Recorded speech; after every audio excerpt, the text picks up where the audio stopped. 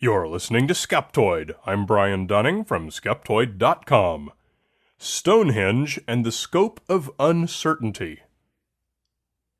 Today we're headed back in time to the green, sloping plains of southern Great Britain, where a great circle of ancient standing stones has fascinated us since before recorded history. Stonehenge is not only one of the most recognized landmarks in the entire world, it is also the focus of pseudoscience, pseudohistory, and New Age mysticism. Today we're going to look at the Stonehenge myths, not in the context of debunking them, but from the perspective of characterizing the scope of what remains unknown about this most iconic of all monuments. Questions about Stonehenge that we often hear are: who built it, when, and why? You may well have heard the popular legend that Merlin the magician directed magical giants to lift the mighty stones to create it, a story that comes from a fictional text written by Geoffrey of Monmouth around 1136 CE, a time when Stonehenge had already been well known to the Britons as an ancient enigma for at least 1,200 years. Later, the prevailing archaeological theory was that it was built by the Druids, and we'll talk about that shortly. The question that looms over all of this, and to which we still don't have a solid answer, is what was the purpose of Stonehenge? When pondering this, a rational question to ask is, why don't we know?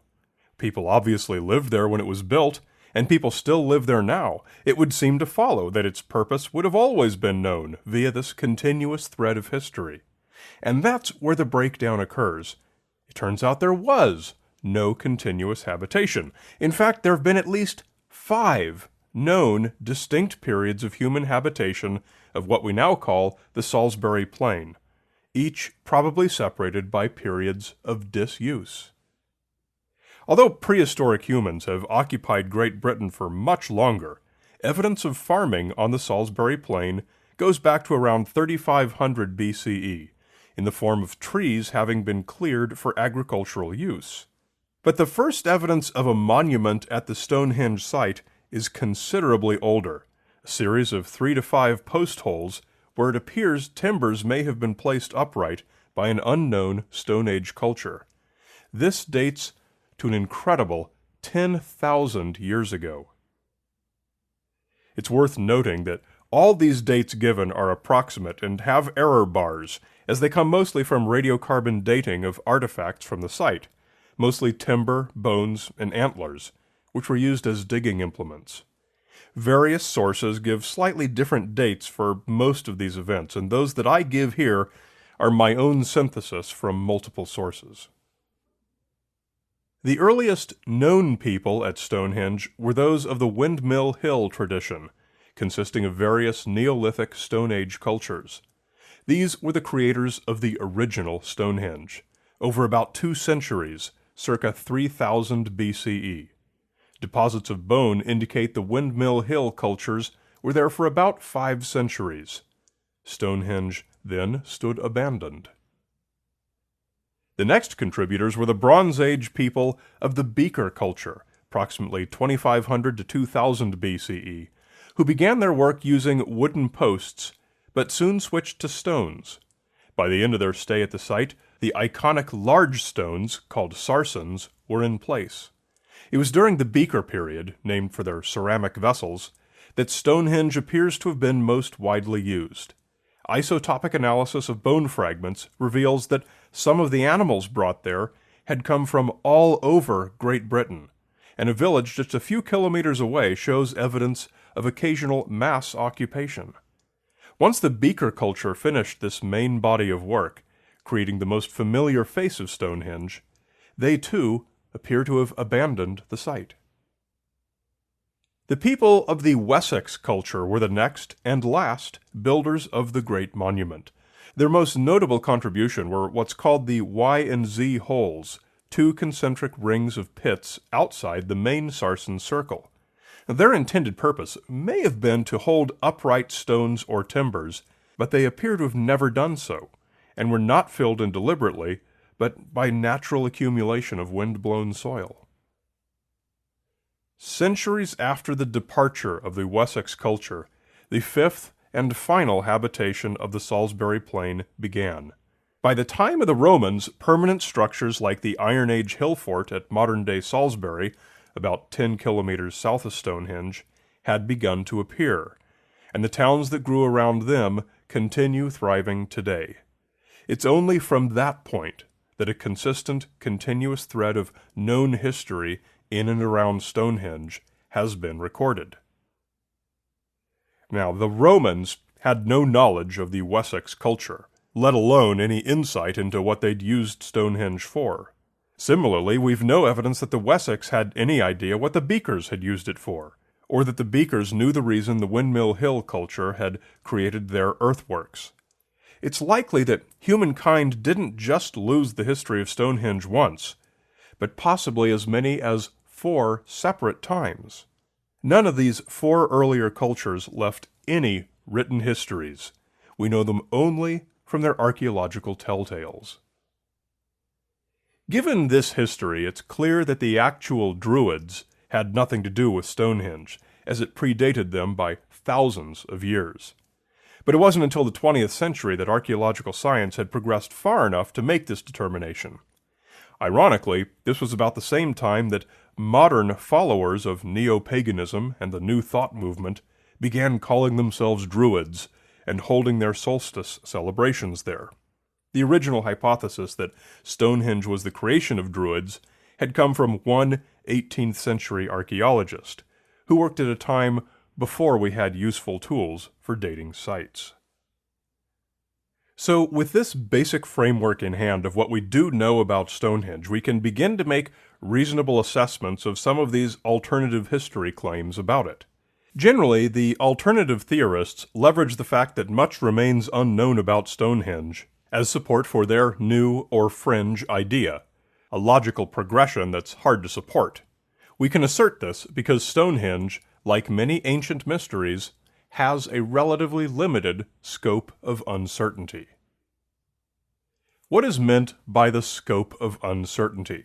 Often, when we discuss any ancient mystery, some detail remains uncertain. For example, in Skeptoid episode number 202 about Pumapunku, an ancient megalithic site at Tiwanaku in Bolivia, there are certain stones that could have been fashioned and moved using any of a variety of methods that we know about. But in some of the cases, there wasn't enough evidence left to tell us for sure which was used. So, archaeologists might say something like, "We don't know how the ancients did this," a statement which often has the unfortunate effect of communicating that we have no idea how it could have been done, leading some to wrongly infer that it wasn't possible by any earthly means. In fact, the scope of uncertainty is quite small. We're familiar with the methods used by the Tiwanaku culture, but don't always have enough evidence to determine which method was used on a given stone.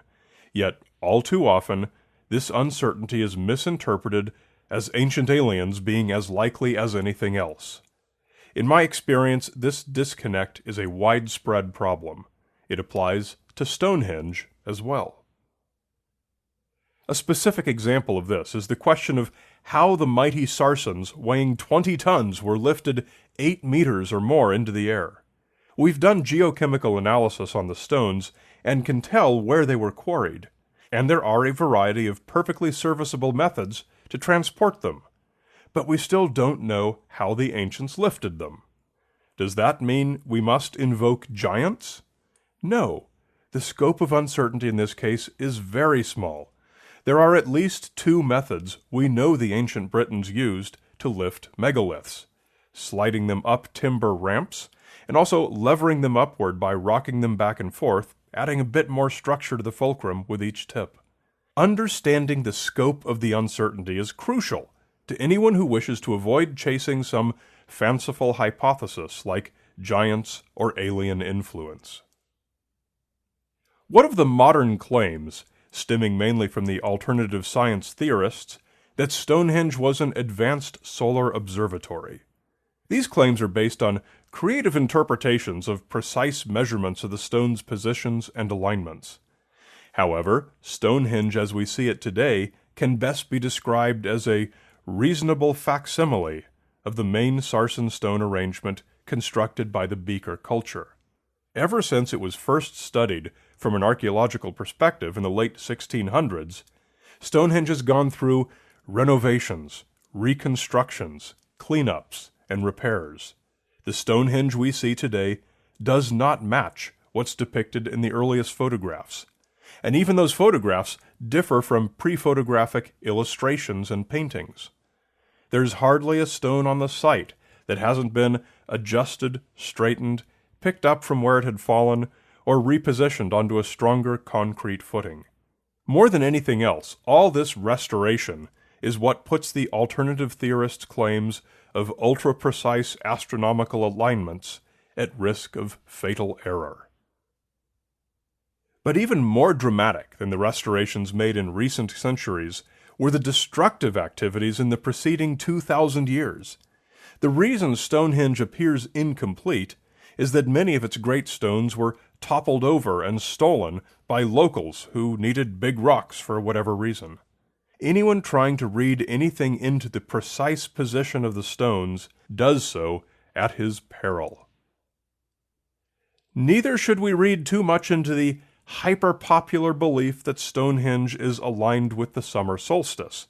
It's not, exactly, and the claimed alignment depends on stones that are not in their original positions. However, this is not to say that any alignment is non-existent or accidental. It's easy to pinpoint the direction of the sunrise or sunset on the solstices, and many ancient structures throughout the world incorporated these headings, just as many others are built to the equally easily determined ordinal directions. Chichen Itza, Chaco Canyon, and Newgrange in Ireland are just a few examples.